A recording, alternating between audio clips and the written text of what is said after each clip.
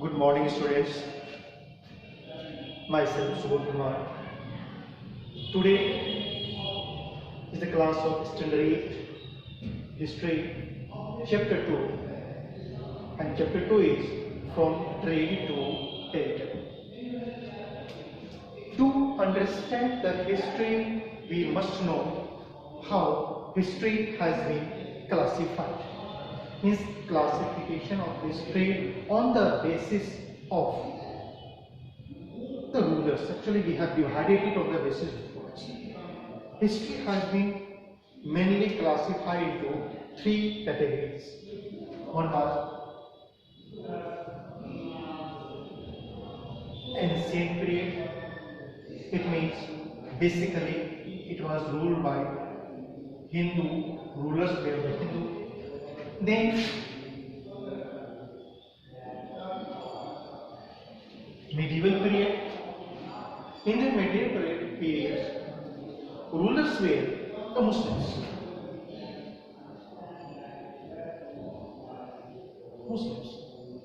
And in the modern India, it was Christians. Actually, it was ruled by the British. In previous classes, we have read about the ancient India. In class 7, we have read about the medieval India. In medieval India, we have read about the Delhi Sultans and the Mughals. These are the two basic groups. In this class, we will read about the modern India, the rule of Christians. It means how the Christians came to India. To understand it, we have to see a little bit about the economic conditions of India. India was known as the golden bird. It means it was earning much and sending its finished goods to the European market, like fine cotton, then muslin, then spices. These things have a great demand in the European market. Even can say the European peoples were addicted of especially the Indian spices that comes the cloves, cardamom, black pepper, etc. because it gives a flavor and taste in the food. So they were very fond of these things. These things were being traded through the Silk Road. When the Silk Road was closed, it means the route through which these things were going to the European market, it was closed. So European peoples started finding out the alternate way to come to India. When they were trying, they have got it.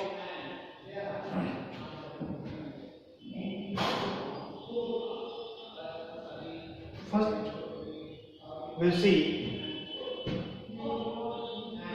1498. I do remember, you people must have been whispering that, yes sir, I know it. 1498. It is very well known, everybody knows that direct sea route was discovered to India. It was the Portuguese.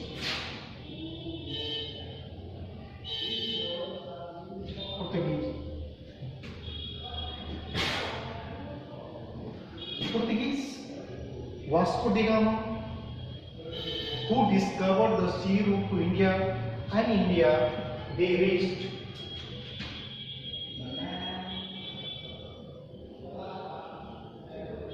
over here. Kerala, it is a place, it is called Calicut. They started the trading. This first European company who came to India, it was Portuguese who came in 1498. They were trading, taking these things, means cotton, Then they're taking the muslins and the spices from the India and selling it to the European market at the high prices. It means they are making extra money for this. By saying it simply attracted the other European company also to come to the India. The second was the Dutch. We say Dutch. Today it is known as the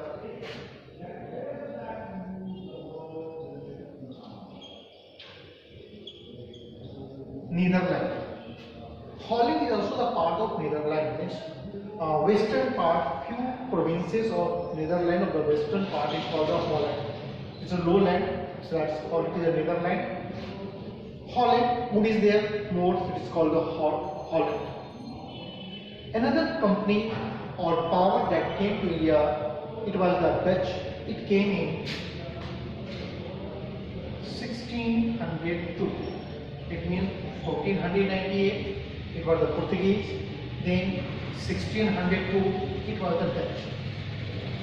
Then another company or power also came. It was the British. It is said the British has got the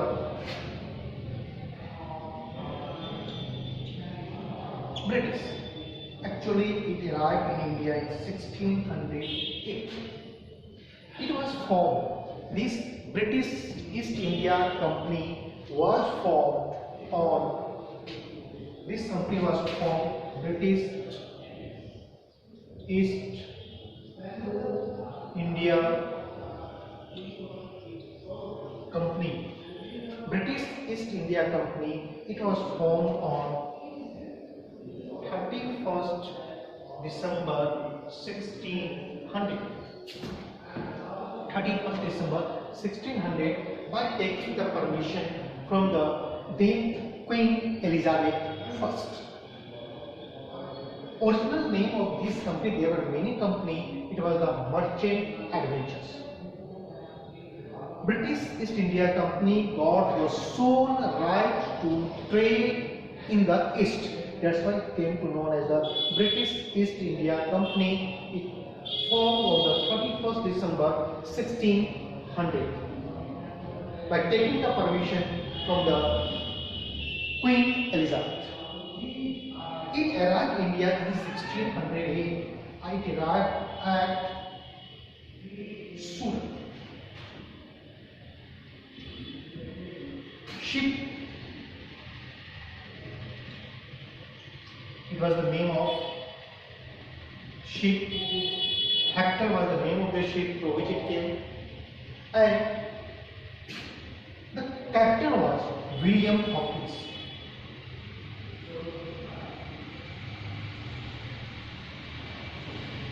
William Hawkins was the captain who arrived in India. It means three powers we have got, European powers. First was the Portuguese who came to India in 1498, then Dutch who came to India, that is Netherlands, in 1602, the British East India Company, it came in 1608. Then another European power that came, it was the France, which came in 1664. French East India Company. If we summarize it, we can find it out that the four European powers which came to India, they were the Portuguese. Portuguese came in 1498, important date for us. Then it was followed by Dutch, came in 1602. Then it was followed by the British East India Company. It came in 1608. And last European power which came to India, it was France. It came in 1664. These four European powers.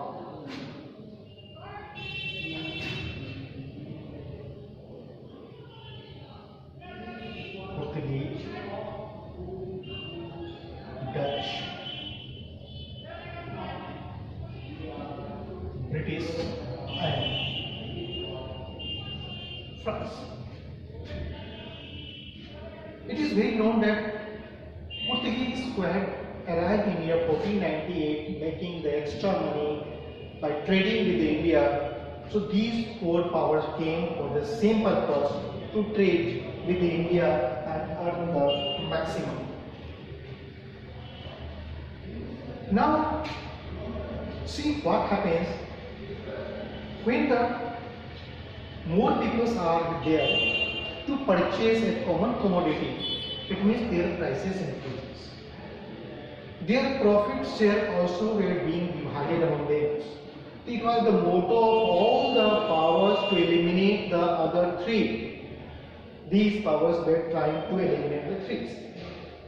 Dutch did not last long. It stayed in the Bombay, but it went away. Portuguese confined themselves to the western part of India, basically the Goa area. France, they had made their colonies somewhere in the Pondicherry area, and British also trying to eliminate the others. At that time, British had no any fear, much fear from these two powers. It had the fear from the France and other Indian powers rulers, like if we say it was the Delhi, means Mughals. Then it was the Bengal.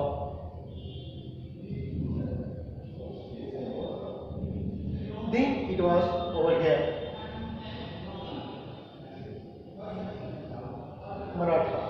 Then over here also it was the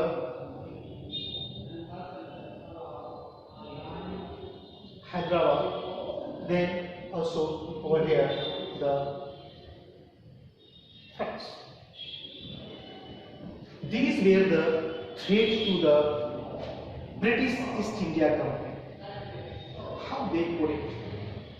British established its first factory in 1651 in the Bengal at the bank of river Hooghly. First factory. That is, factory doesn't mean it was a production unit. It was the warehouse. You can see it was the godowns where the goods were being kept, and from here it was distributed, and from here it was also sold and sent to the European market through the ship. It was a fortified area. For the fortifications, it has made later on try to making in the Madras area Fort St. George. The fort which was made in the Madras area, now it is a secretariat of the Chennai, it is known as Fort St. George. They purchased the land in the coastal area to make it facilitate for the transportations of the goods from the India to the European market. So they made a fort in the coastal area by purchasing the land. At that time, it has actually purchased the land and make the fort. Fort means completely fortified area. They can protect their goods from the Indians, hooligans. Fort St. George. They also made later on the Fort William in Bengal.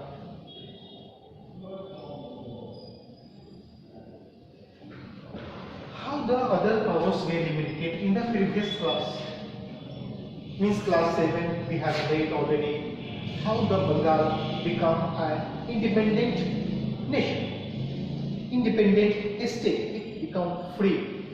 Murshid Quli Khan,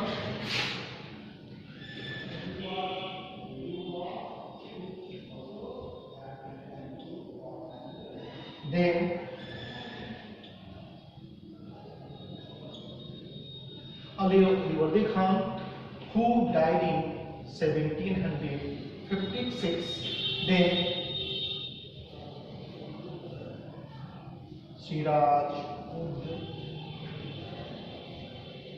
Daud.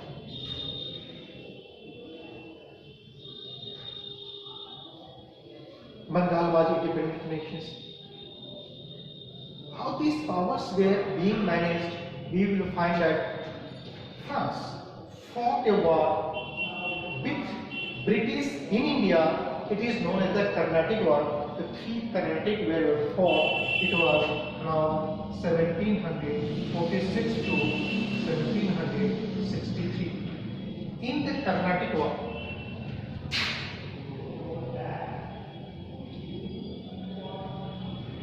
in this Carnatic War, the French were completely eliminated from us. It means they had the less threat of the France. They got it.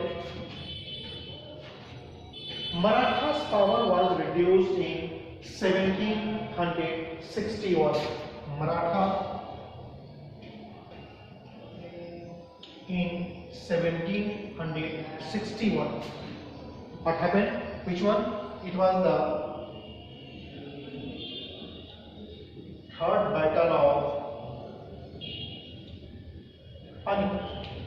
By the third battle of Panipat, Maratha was defeated by the Afghan ruler Ahmad Shah Abdali. It means for a time being, the threat that was Maratha were posing to the other Indian powers as well as also to the British, it was reduced. It means two powers came to an end. One was the France in the Carnatic War. It was fought between 1746 to 63. France was eliminated. Then we find the Maratha has already 1761 battle. They were also fighting. Now,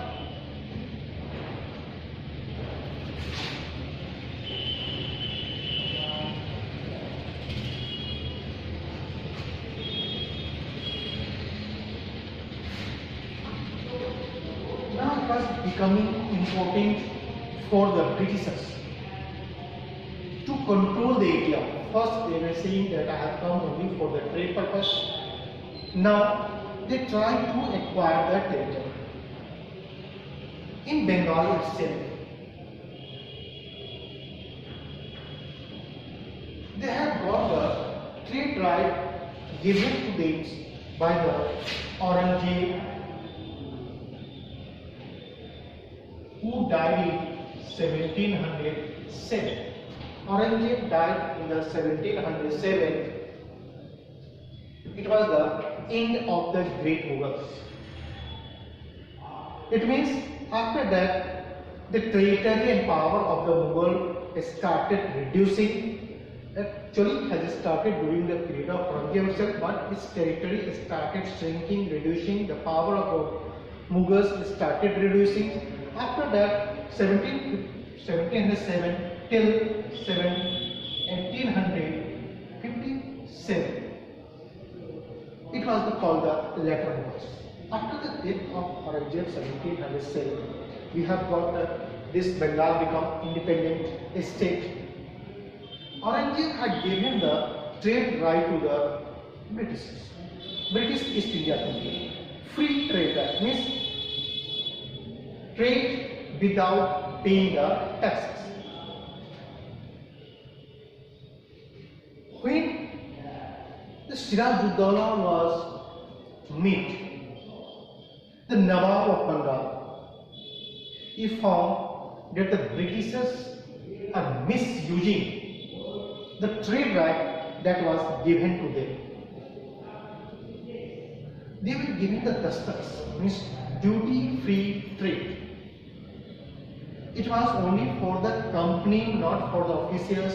Officials also engaged themselves in for the trade purpose because they were exempted from paying the taxes. They started accumulating the wealth, and at the same time, it was also giving the loss to the Nawab of Bengal. When the Siraj-ud-Dawla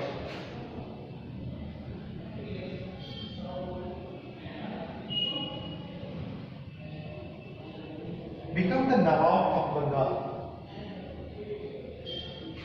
then they tried to stop the British from the duty-free trade. It was the reason that conflict started between the British East India Company and the Nawab of Bengal. They were asked to pay the tribute to the rulers means Sirajuddaulah or Nawab Bengal for trade purpose. It was also announced that they will not be given any facilities that they are holding. And Britishers were asked to stop the minting the coins. British were minting the coins in their own names. So Sirajuddaulah asked them to stop minting the coins. It was become a bone of contention between the Bengal Nawab and the British East India. British East India Company made a blame that the rulers' officials are harassing them for the payments. They also wrote the disrespectful letters. It means all were the scenario that was being created for a war that was happening. We have discussed earlier that British started making the fort. That is, name of the fort was Fort William in Bengal. British had made Fort William. They were started fortifications. It was objected by the Nawab, don't fortify it, but they did not stop. And it is said that he has told that it will be the trench they are making around the fort, it will be filled with the head of the Muslims. Then Nawab approached with his army, captured the Fort Williams. This message went to the Madras, from where the Robert Clive.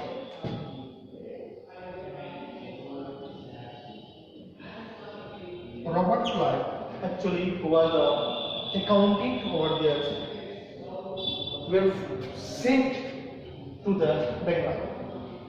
He was a very clever one, very clever person. Sirajuddaulah had the army chief, is called Mir Jafar. Mir Jafar was the commander-in-chief, one of the commander-in-chief of Sirajuddaulah. It was British gave them some type of allurement that come to my side, which it means it was secretly that if we win the war, I will make you the Nawab of the Bengals. It means the scene was already created. Robert Clive was also assisted by the two bankers at the times in the Bengal, the Amit Chand.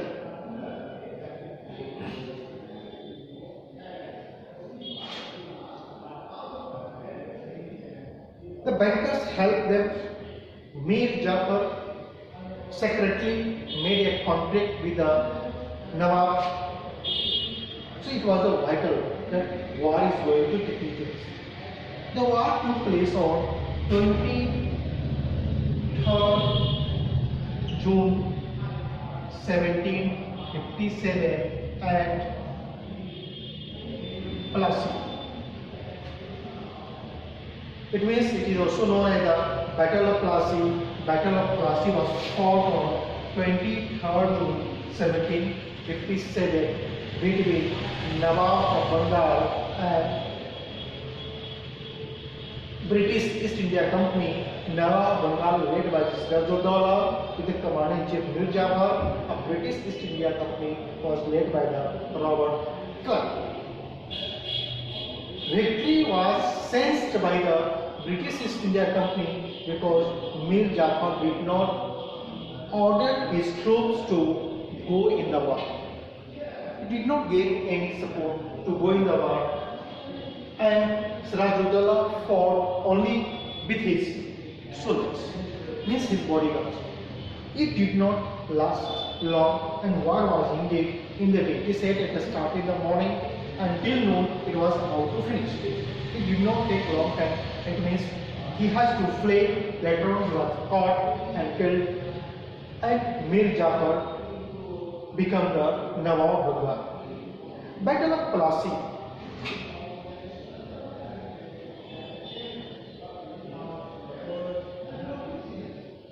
It plays a very important role in the history of India because it was the first major victory of East India Company, better to say British East India Company in India, and we can say that it was the political win of the British East India Company. It gave them the sense that we have to acquire the territory if we have to last long in the trade.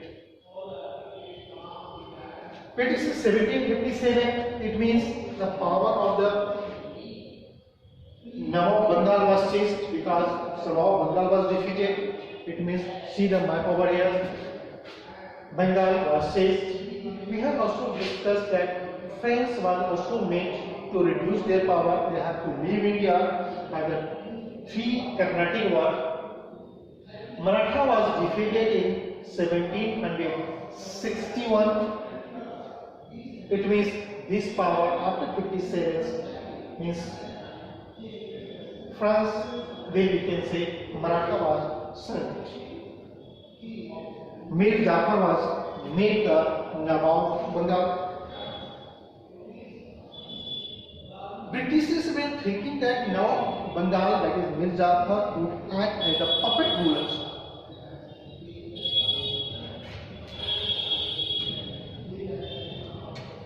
But it could not do because he has to give some responsibility towards the subject also. Then Mir Jafar was deposed, and on the place of Mir Jafar, Mir Qasim was made the Nawab Bengal. I say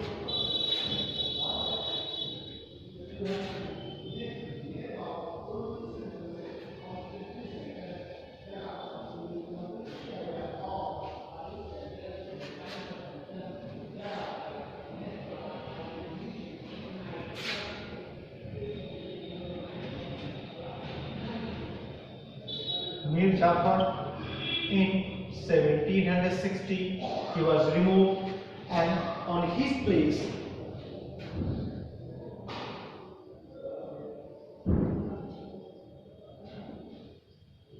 Qasim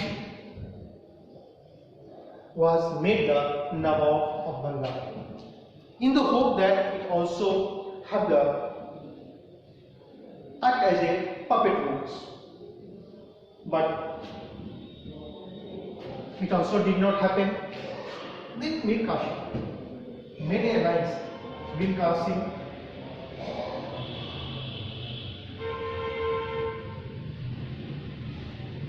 he was the Nawab Bengal. Then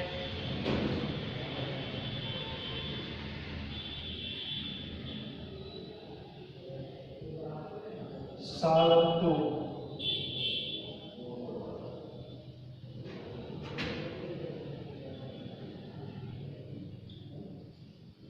Emperor, then Suja ud Dola,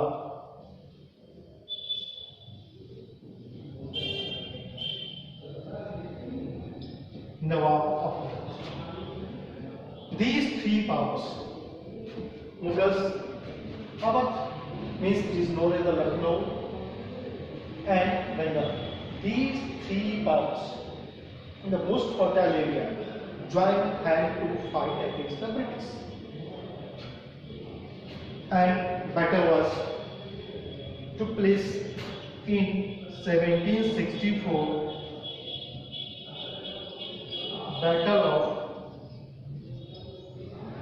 Buxar had taken place. It means it was versus the combined army of Nawab Bengal Nawab of Awadh and Mughal emperors versus the British East India Company. As a result, we know it.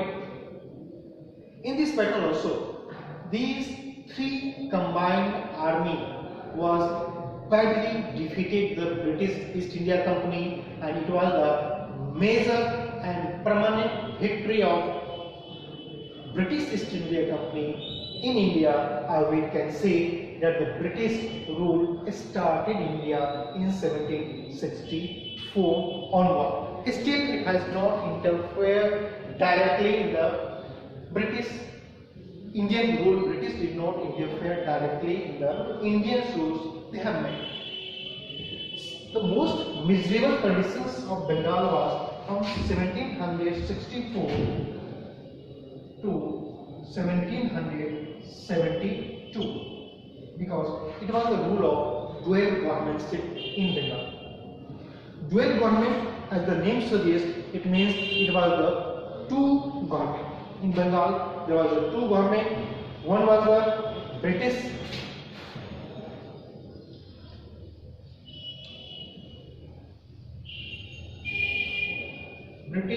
and then Nawab. Mir Jafar was also made the Nawab in 1764. After that, he died. British had got the right to collect the land revenue, but no responsibility. Nawab had the responsibility, but not the collection rights. It means condition of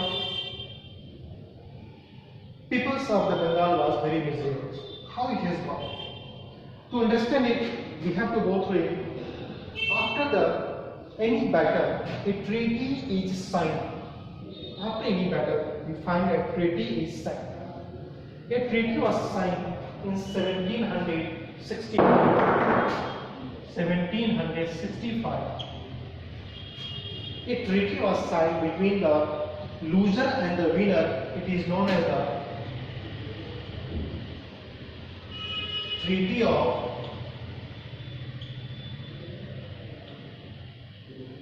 of Allahabad. In this first condition, it was there. Nawab of Awadh was made responsible for the war, so he had to pay rupees 50 lakhs.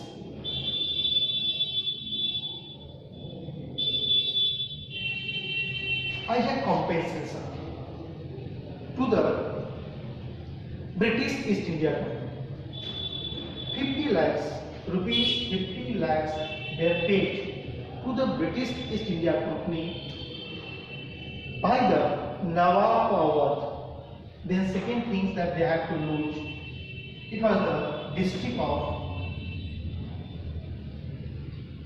Allahabad and Kara. These two things were handed over by the Nawab of Awadh, who was made the responsibility of war.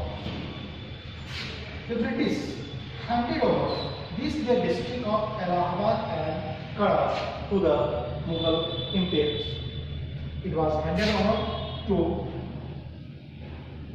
Mughals.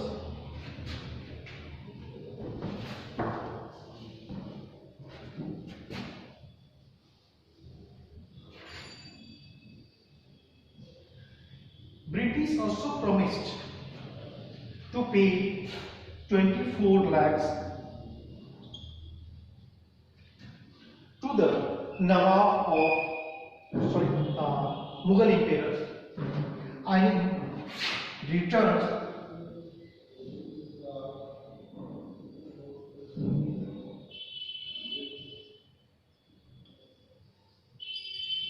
Diwani rights.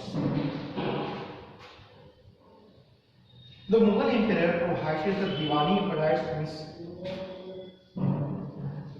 rights to collect land revenue. Treaty of Allahabad in the history because it has created a sense that British started ruling India, and also they started thinking the extension of their territory. 1765, out of the three powers, Nawab Awad was made the responsible for the wars, so he had to pay rupees 50,000 as a compensation. Then he had to cede the district of Allahabad Bukhara to the British East India Company. British East India Company handed over the district of Allahabad and Bukhara to the Mughal emperors.